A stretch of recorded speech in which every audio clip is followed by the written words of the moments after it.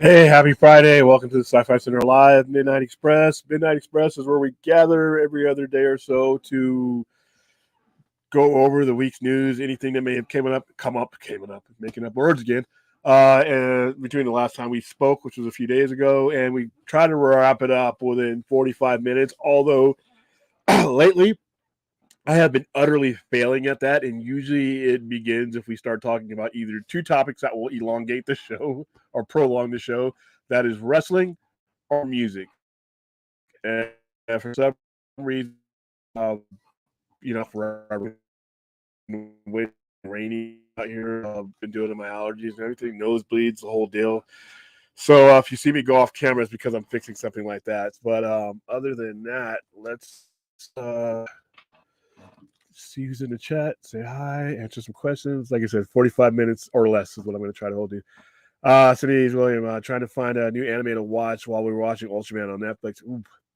Never been a big anime guy outside of Macross and Robotech and things like that. And I like Ghost in the Shell and Akira. But there's, we have an anime section that I'm building in the store, and I'm literally going to have to get somebody to run that for me or, advise me on that because, like I said, there's so much more anime out there that I do not know. How do you feel about Gunn most likely directing Superman Legacy? To me, I see it as a great thing. I don't know why this is ever a surprise. I don't know why anyone ever thought, regardless to what he said, that James Gunn was not going to be the director and both behind that. This is the most important project of his new path forward. If there's any movie he's going to direct, even if he doesn't direct any other movies, this is the one he has to direct, in my opinion. This is the focal point. This is the nerve center for everything going forward. And if you want to put your stamp and put your tone on it, you have to establish that yourself. You cannot hand that to anyone else. I don't know why anybody thought that he wasn't going to be the one writing and directing it. I don't know. I said it from the start that he would be, and as he should be. All right, thoughts on Shazam Spot showing who signed a desperation to complete accident part of WB. I didn't know that this was a surprise. We're promoting Shazam, Fear of the Gods. If you go on our Twitter pages and our Instagram, you'll see all that. Man, we're giving away a ton of stuff. Holy cow, they hooked us up with this one. I didn't expect it because I didn't expect this one to have a high budget. I never thought that particular person, in case anybody doesn't know, wasn't in the movie. I always thought I never thought that was a secret. So if that accidentally got out, in my opinion, it's something that I knew from the start. We've known for months that particular character was going to be in there. At least I did. So I mean, if it was a spoiler, I mean, we've been hearing that for quite a while now. So if it's a spoiler, I don't know how. I mean, maybe if certain people are just like staying away from the news or something like that. But I was not surprised at all. In fact, I would have expected that person to be in the trailer. Given the uphill battle that Shazam is going to have to make to get a decent dollar, I would have had that person front and center, if it were me. But hey, how you doing, Turan? Donovan, I have no problem with directing and writing. Yeah, like I said, I think it's a must. If you're going to take the helm of DC and be the chief, you have to have your hands on the most pivotal, most important character to start this off with. Who's showing up in Shazam? I mean, is it a spoiler? I don't want to say it here, I guess, because I'm from what I've learned in the last couple hours, it's a spoiler for certain people. You can Google it or YouTube it, but that wasn't a spoiler for me. I expected that person to be in the movie, given the nature of the movie, the title of the movie, and the nature of the powers of the people in the movie. I fully expected that person, and they said they've been hinting that for a while. So, all right, so yeah, let me show you guys some of the stuff that we've been doing for Shazam, Fear of the Gods. I think you guys will find this cool. And before you ask, Darcipio, if you pop in here, no, I can't send you any yet. Although, if there's any chance of you getting anything extra swag that I have, it's going to be this one because Warner Brothers did hook us up with a lot of stuff. Now, let me show you guys the pictures and stuff. So let's see. All right, let's share screen. Share screen. To new share screen function. Facebook. There we go. Share. And are we sharing? Hard to tell. Yeah, there's some of the stuff we've been giving out. So we got these little beanie hats, like they were in the movie. And so Shazam one. We got like 40 of those. Each person who got a seat got a T-shirt. The Shazam Fury of the Gods T-shirt. So let's show you some of the stuff. That's the John Wick shirts. That's the promo we did. And that's our Rocky Horror Picture Show. What's going on? Let's see. Let me show you some of the other. There's some of the people right there. See, they got their little hats. Hopefully, you guys can see that. Because, StreamYard's a pain in the ass. Let's see what else we got here. Come on. This person looks thrilled. Her dad seems more thrilled to get it in than she does. But hey, I guess that's happy. All families. They also gave us, like I said, everybody mandatory had to get one of those hats. I didn't want any left behind. And then there's the water bottles that they gave us. Shazam Fury of the God. And here's a whole family that came in. So they also gave us these comic books too, and they're real thick. They have like a $10 price tag, but they're free, if you come in for the promotion. There's the mini posters right there. They all got their hats on, and they're let's see. That's Project Ripper. And here's basically all the stuff we've given. So those are the big posters right there. That's everything right there. So there's phone chargers and stuff. They're not in the pictures. There's a comic book. There's a shirt. There's a big 36-inch posters. There's that. There's a big water bottles. There's the shirt. There's a hoodie or the little whatever they call those. And then there's posters. So there you go. That's what we're doing for Shazam. So even though I think that this movie is going to have a hard time making a lot of money, I see CPO in there right now. I'm doing whatever I can to help promote it. I really, I wish they would have put this movie in a better position to do well. But it is what it is. We are where we're at. And I had a good time in the first Shazam. I really loved the way I felt when I left that movie. The evolution of Billy Batson from a guy who I wanted to smack the hell out of to a guy who I was rooting for and the whole family vibe that they were doing. I really like that movie. It's one of my favorite DC movies. It didn't make a lot of money because, once again, it was put in a bad spot. Here's another one that's put in a bad spot. You cannot, as much as I love Shazam, it's really hard to put these movies out here without cover, without Superman out there, without Batman out there, without Wonder Woman out there. You have to, these are B and C characters.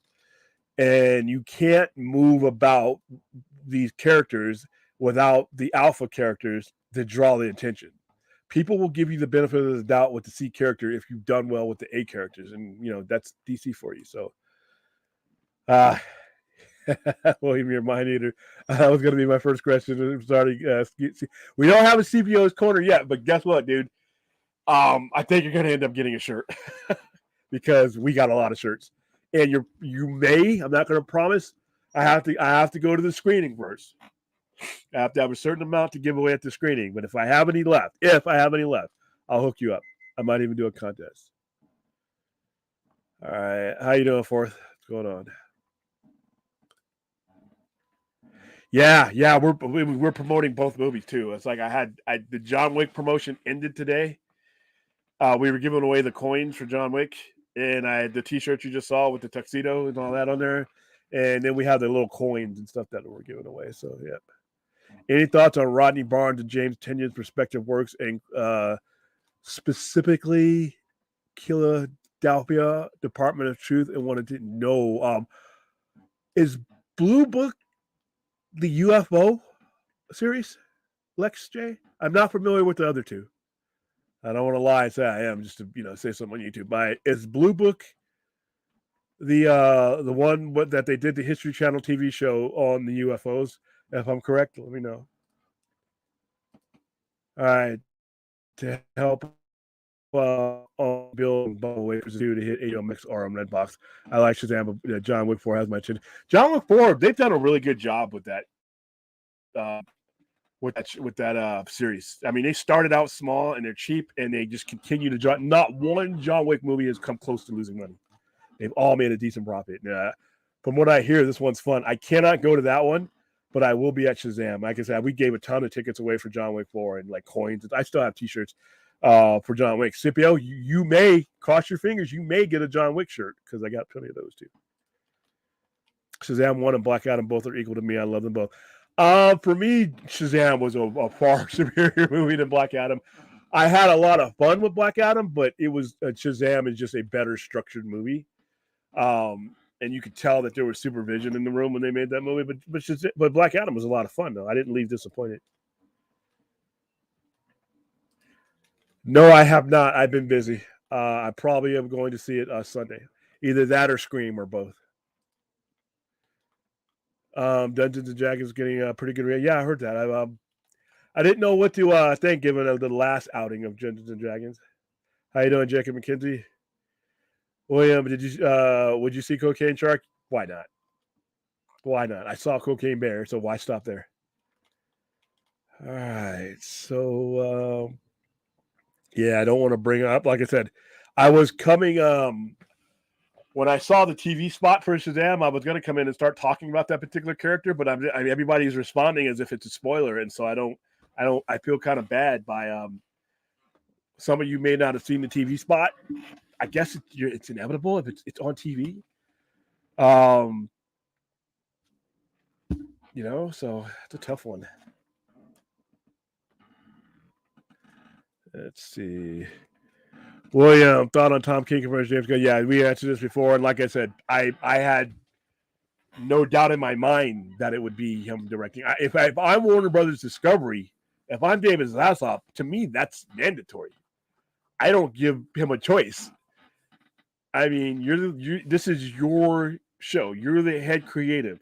This is the most important step you're going to take in this universe. It is the first major superhero film that you're producing in your universe. Why would you hand that over to anybody else? And for anybody thinking that James Gunn can't tell a story without doing dick jokes, you haven't watched a lot of James Gunn. It's okay if you want to focus on the dick joke stuff and the Peacemaker stuff, but he's been involved in some deep stuff. Go watch Suicide Squad again. It starts out as a joke, but as it rounds out, as you start to learn more about those characters, you see, and the Suicide Squad is a movie that told me that, and this is before, if you watch Poindexter Lounge, months before James Gunn was written in that, and people were joking about him doing Superman, I said, not so fast. And I'm on recorded saying that, because in my opinion, a storyteller is a storyteller, period. Every storyteller has the basic nuts and bolts to tell a good story. Just because someone has performed and done certain ones doesn't mean they can't do anything else. And I always bring up Jonathan Demme of Silence of the Lambs. That guy is the same Jonathan Demme that directed Married to the Mob. If you're watching Married to the Mob, would you ever think that guy would get his hands on Hannibal Lecter and win an Academy Award doing it? No. So any storyteller can tell a story. Now, but the Suicide Squad told me that James Gunn could tell just about any story called upon him to do so. And me and Enosh was saying, no way. And I'm like, no, everybody. And I remember being the only person on the panel who said, no, I would have no problem with James Gunn directing things like this, especially after Suicide Squad. How you doing, Aaron? Think we might get it? We may. Who knows? I hope so. I hope each and every one of these movies that comes out makes the next one more relevant. I am not one of those guys that, let's just go see a great movie. You guys shouldn't worry about it being connected to anything. That's bullshit. All right. Why don't you go see it? Because it's a really, really good movie. That's some bullshit you smear on a Hallmark card at Christmas. If your audience has been sold on continuity, that's not the audience's fault. That's what you fed them on. That's what they're conditioned to see. And to be honest with you, comic books in general is continuity. All right. You don't just buy one comic. You don't just follow one comic. Unless you're a weirdo, I guess. I don't know. I mean, most people buy several comics. And the comic book universe has been a connected universe since pretty much day one. Now, Marvel was the first one to start doing it in 2008 because they were the first company that was capable of doing so. But trust me, if studios had the wherewithal and the resources to do these before 2008, trust me, we would have been getting shared universes in the 70s. All right. Blue Book is a UFO. So yeah, okay, so it is. Unrelated to the TV series, Philadelphia is a vampire horror fan. Why haven't I not heard of Philadelphia? That sounds cool. I haven't heard one bit about Philadelphia, but just the name alone. Listen, hold on. Let me email myself. I got to email myself now stuff because I've been forgetting everything. Philadelphia. I'm going to look that up. Let's see. Philadelphia. In fact, I'm just going to open the email and everything that you guys tell me I need to see.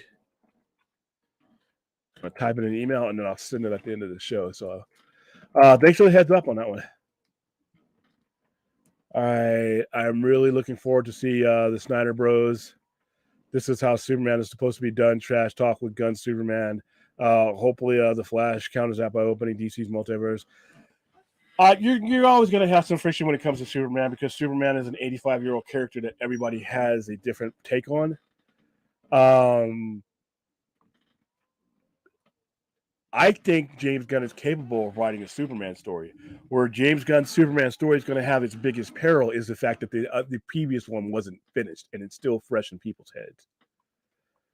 You know, if it weren't for the fact that prior management jammed up everything and screwed up Cavill in that story arc, if Snyder's original story arc had run through its cycle, we wouldn't have a problem. Not very many of us would have a problem with moving on. But because that sword of Damocles just hangs over our head of that unfinished product, everything that comes after it is going to be haunted by it, unfortunately, no matter how good it is. I saw Cocaine Bear because it looked good. It didn't have to be connected to something. Yeah, but it wasn't sold to you as anything until afterwards. Elizabeth Banks is now talking cocaine, universe, but it's just like The Godfather. Well, I went and saw The Godfather, and I wasn't going and expecting The Godfather 2. However, if that was the universe that was sold to you, if we pretty much groom you and say this is the first step in the Corleone universe, and that's how you've been marketing things for 9 years, and then you stop, whose fault is that? Not every movie is designed to be part of a universe. These movies were. All right, it would be different if you were saying, okay, Shazam, Aquaman, these are standalones that don't have anything to do anything. But we know that's not. That these characters literally were sprouted from an existing universe. So you can't really blame, the audience member for wanting what you gave them. And then, William, your thought on Dexter director Michael Costa directing Daredevil Born Again. He did the first episode of Dexter and a couple more episodes in the first season. As long as he wasn't directing season 5 or 8, I guess. Like I said, I'm looking forward to Born Again on multiple levels. A, because it's a really long show, and we don't 18 episodes, so none of this 10 episode madness. So the first season of Dexter was great. Season 2 was the greatest, and then season 4 and season 2 of Dexter are just like oof.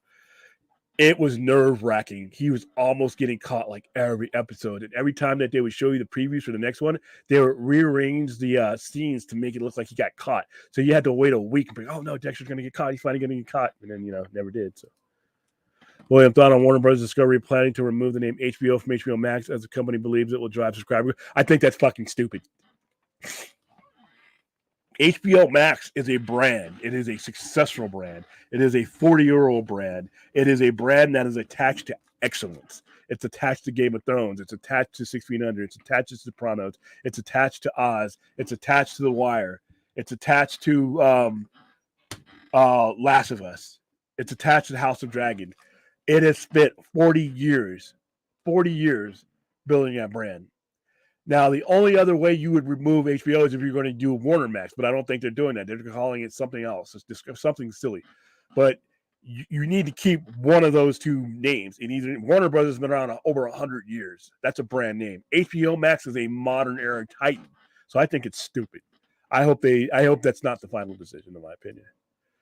Darth, I haven't heard your take on Mando season 3, episode 2. I was disappointed. Gave it 6 out of 10. For Bo-Katan rescue Mando twice in one episode. Yeah, I thought that was a little cliche. I enjoyed it better than the first episode because, like I said,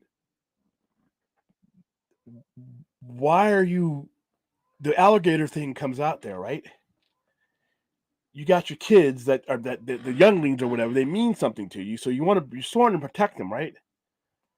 So why are you shooting and fighting and shooting darts with the thing instead of just using your jetpacks to take the kids and get them out of harm's way and then attack the thing from the sky?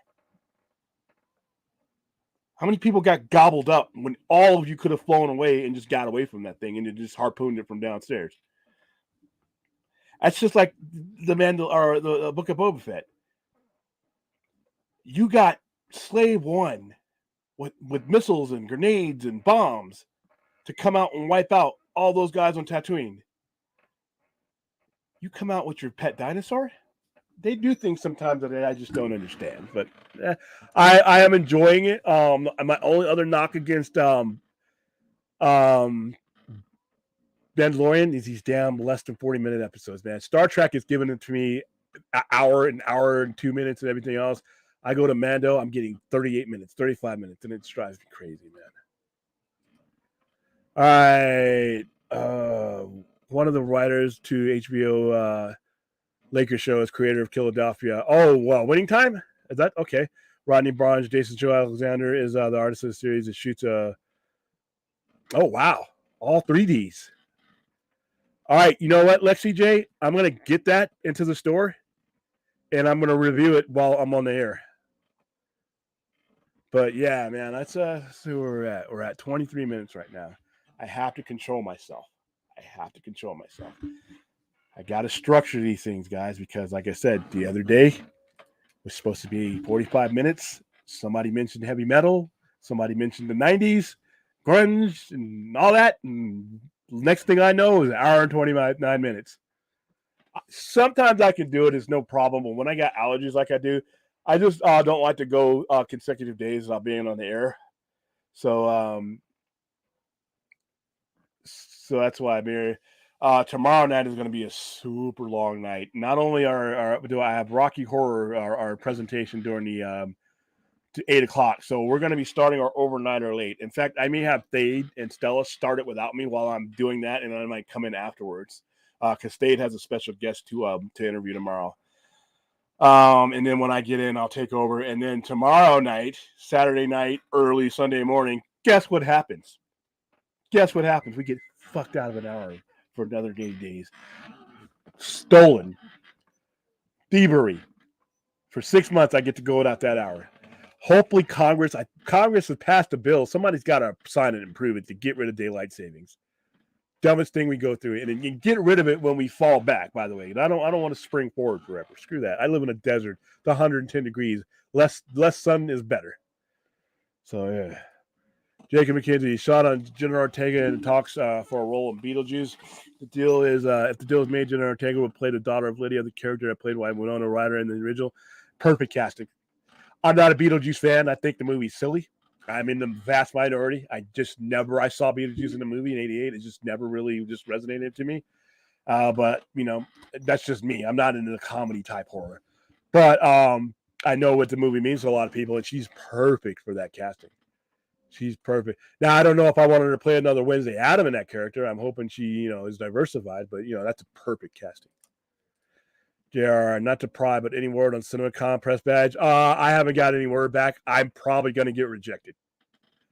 I knew I was more than likely going to get rejected because I'm a little guy. Dude, you look at me. Come on. And the people that I would be up against. Now, I could still go to CinemaCon. All right.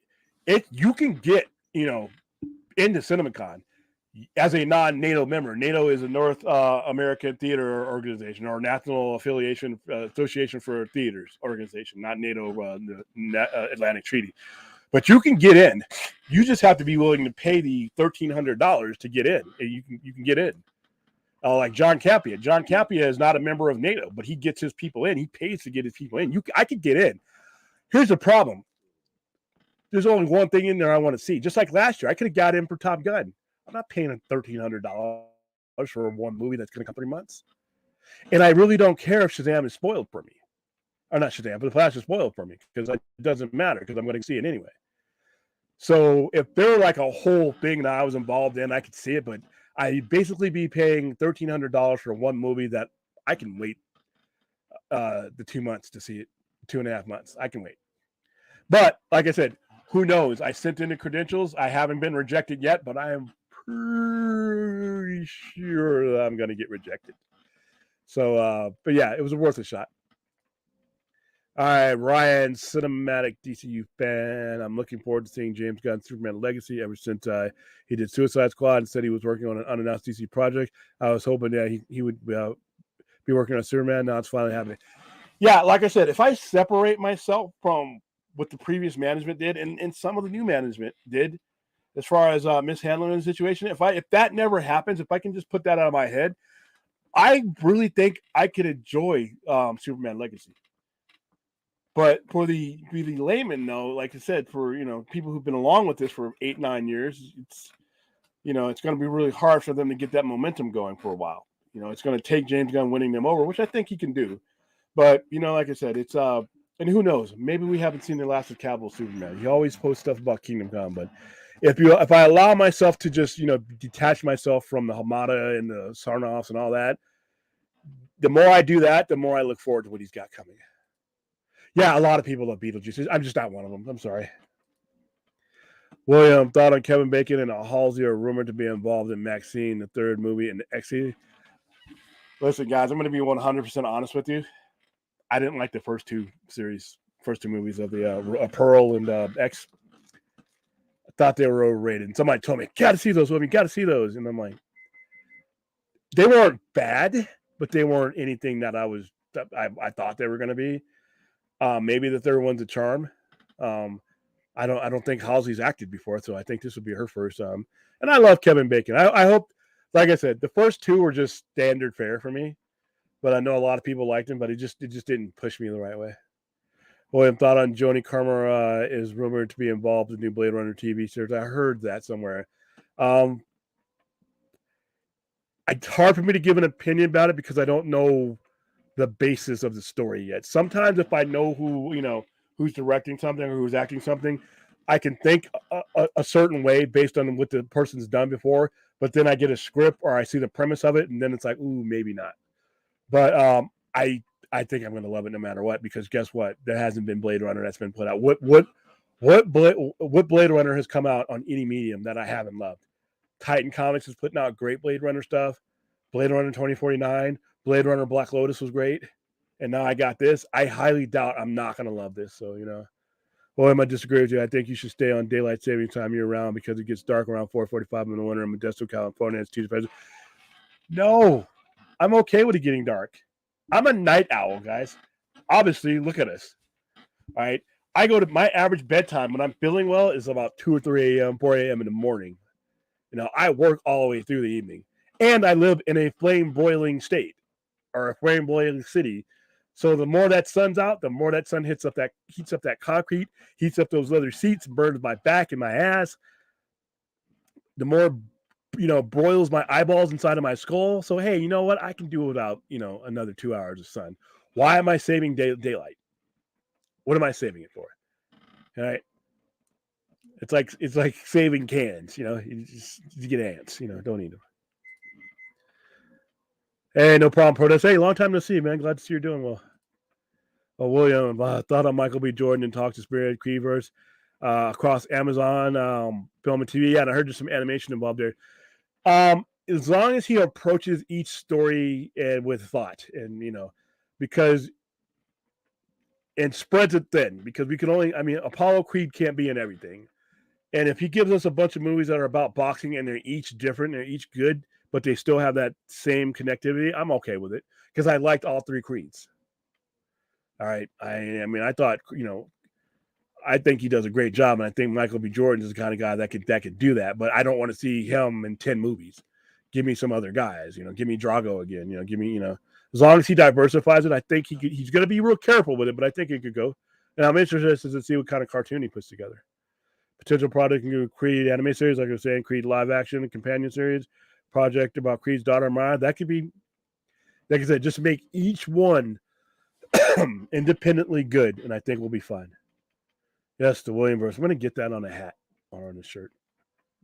All right, Forrest saying hi to everybody. All right. William thought of Batman Cape Crusader will now be released on Amazon. The studio has already ordered 2 series. That's good. I don't think right now Warner Brothers is should be in the animation business because there's no profit in it. And I think they immediately, when they took over the company, they looked at the numbers of what they could draw from cartoons, and they didn't see it as being anything. Now, if James Gunn puts together things, as part of his things, then that's different because you have that connectivity and that drive to see it. But a lot of people love cartoons, a lot of people love animation, but it just doesn't have the demand for a streamer like HBO with all the debt that they incurred and them having to basically cut things. They can still spend money, but they got to spend money on things that are wise and fits their map. And cartoons right now just don't do it for them. But Amazon can do it because Amazon's got literally $1 trillion, and it's not going to hurt them if it misses. So I'm happy that show found a home. Don't know who Lucas is. Okay. All right, we were at 32 minutes. 32 minutes. I'm keeping myself under control. Waiting for that Benadryl to kick in. We'll be all right. But yeah, tomorrow's going to be our overnight show. We got a special filmmaker guest. I think we got 2 filmmaker guests. I'm going to be talking about some of the stuff we got coming up. I'll be reviewing some new merchandise we got into the store. I'll go over. I didn't do my Star Trek show today, so I'm probably going to consolidate the Star Trek show into that. I was just too busy today, guys. We were doing our walkthrough for Project Ripper, which is our live serial killer event that we're having next weekend. So that took all that time. And then I was doing the promotions. I was literally ending the John Wynn promotion at 2:00 today, and then rolling right into the Shazam promotion. And believe it or not, it's just not handing out stuff. We got to take down names. We got to do all kinds of stuff. We got to give people rules and stuff. So, all right, William, remember Slipknot fan recommended Meshuggah to you. I highly recommend it. Their first album, Contradictions of Collapse. All right, hold on. Putting that in the email. Meshuggah.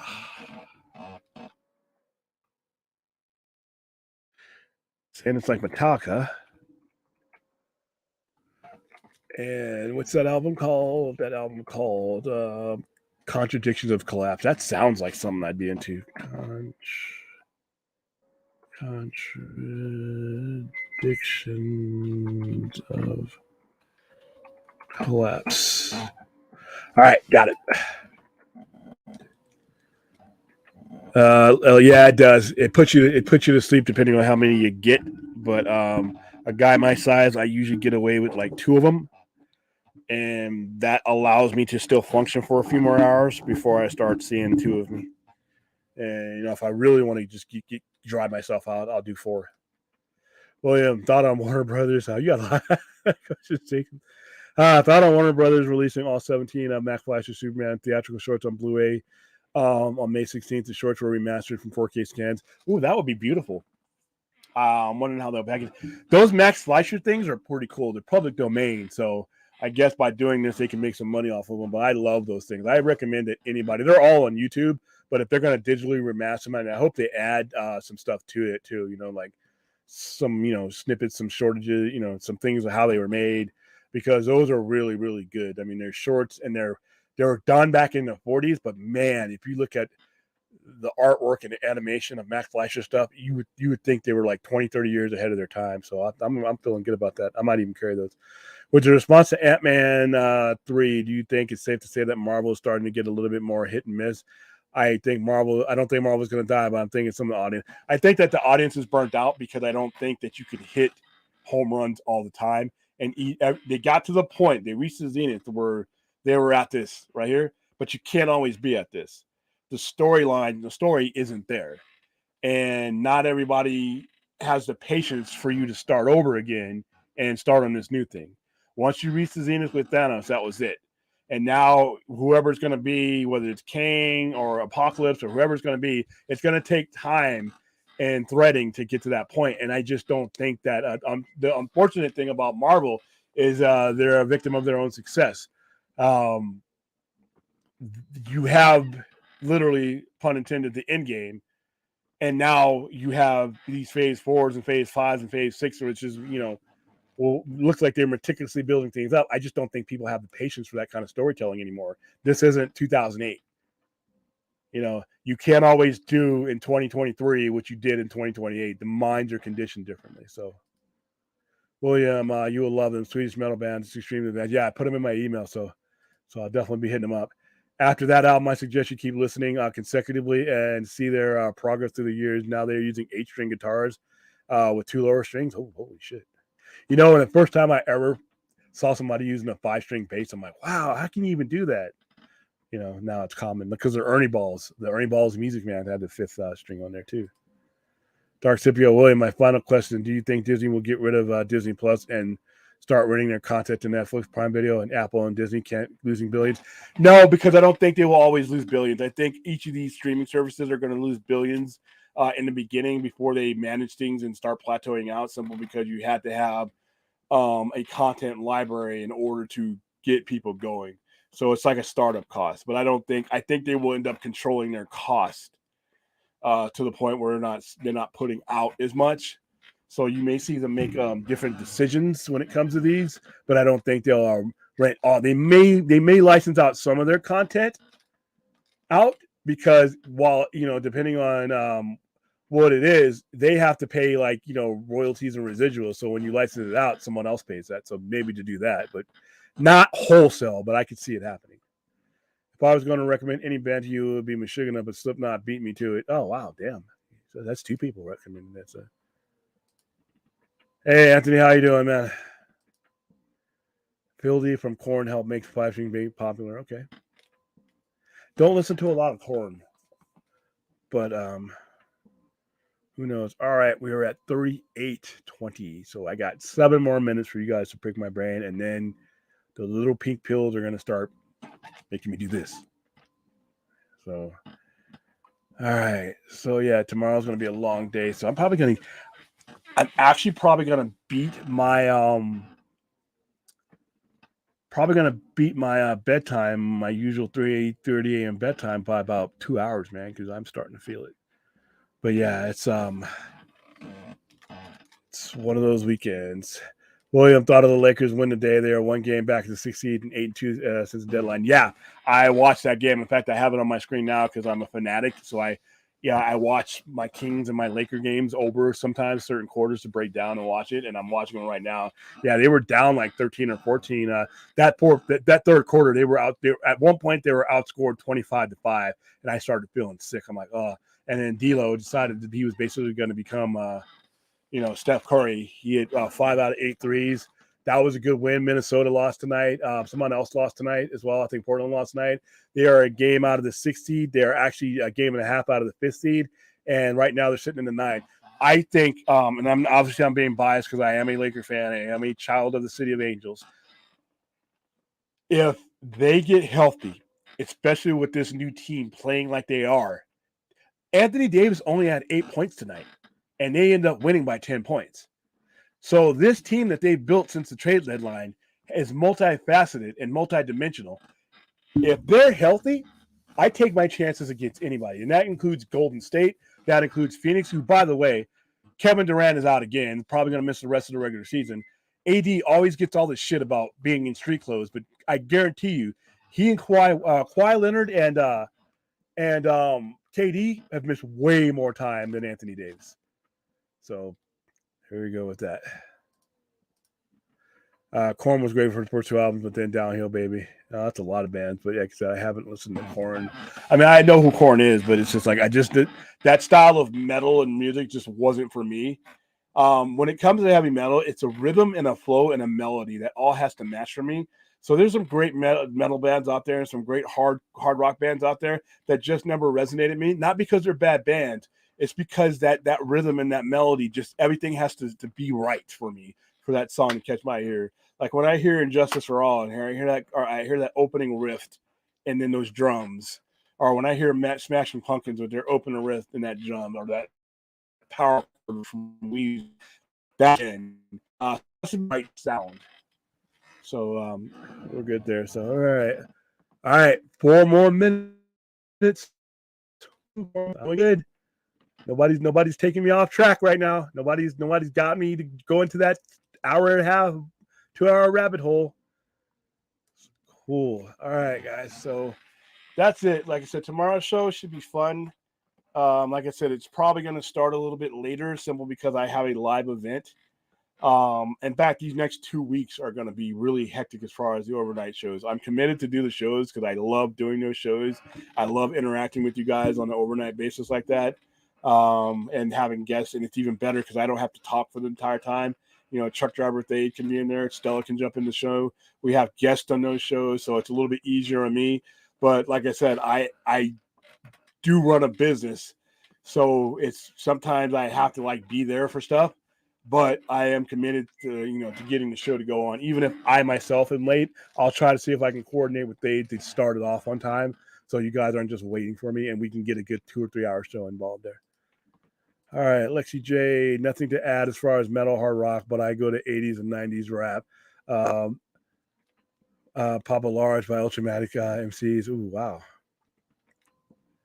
Don't know who that is. That's my era. Why don't I know who that is, Lex? And I was all up and now I was listening to a lot of rap in the 90s. The Chronic. I think I have the Chronic memorized. I will not rap it here for you now, but I memorized Dre Day. Both the explicit version and the MTV version. Because there are 2 different ones. I memorized the Chronic. Up and down. And there was a lot of stuff in there, in the early to mid 90s once gangster rap started. Like the East Coast, West Coast rap, that's what really turned me off. When people started getting killed over it, it's just like, nah. But like Puff Daddy, there's a song on Life After Death called Victory, if you guys have heard it. It has a montage from Rocky in it and them rapping to it. I love that song. All right, William, don't start with Injustice for All, Ride the Lightning, man. Listen, I'm sorry that you are hearing impaired and don't know that Injustice for All is the best Metallica album ever. William, I still can't believe the Wolves took Russell Westbrook off the Lakers' hands for D'Angelo Russell and decided to throw in Jared Vanderbilt. No, but remember it was a 3-way trade. Utah actually took Russell Westbrook off their hands because they needed the salary cap relief. And Jared Vanderbilt was underrated. As soon as I knew we were getting Jared Vanderbilt and I started watching some film on him, I'm like, this guy's going to be an X factor. But when it came to D'Angelo Russell, when I heard he was the main part of the trade, I cheered up because, listen, Magic Johnson, greatest point guard of all time.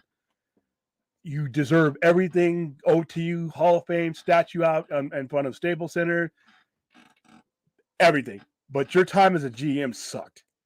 And there's 2 players he gave up that still haunt. One of them still haunt me today. Ivica Zubac, seeing him flounder over there with the Flippers makes me sick. Because if he'd have developed under the Lakers, he'd have had a ring by now. Instead, he's over there underachieving for him because Magic traded him for Mike Muscala because he was a 3-point threat and hit 8 threes the entire time he was with the Lakers, and they let him go in free agency. And the other one was D'Angelo Russell. The Lakers drafted D'Angelo Russell, and he traded them away. So I'm so happy to see D'Lo back. And Beasley's outside side. If you watch that game now, they're threats. They're hitting threes now. So the team that built up that 9-plate record in 33 and 34, that's not the same team that's playing right now. So it's and you feel those teams up in the top half of the Western Conference. They don't want to deal with the Lakers right now. So I'm happy. I'm excited to hear your thoughts on Michigan. Okay, I'll listen to them a little bit after this show. The album is a great intro. If you please know, I know you love Metallica. After that, after they made a styles hip hop groove heavier than anything else, I'm intrigued. Scorpio, my girlfriend believes MX believes with you that Lightning is better than Justice for All. Hey, Larry, I think it's time to find a new. No, I'm just kidding. Yep. Yeah. Utah. Yeah, because trust me, I'm an animal when it comes to the Lakers. Darth my guitarist saying, yeah, your guitarist is right. And the guitarist is the one we need to be getting an opinion of. Damn it. I love Justice's number 4? No, get the hell out of here. Get the hell out of here. All right, guys, it's 46:01, so I'm being good. I have to go ahead and cut it off there because, like I said, I'm exhausted, and the little pink pill is starting to do what the little pink pill is supposed to do. I will see you guys tomorrow evening at some point, 9:30ish. Fade might open up the show, but rest assured, I will be there at some point, and we will continue with our all-nighter because we got some special stuff planned.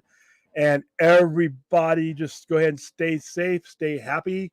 And if you're in the doldrums or anything else like that, just remember there's always another day. All right, guys. See you on this side.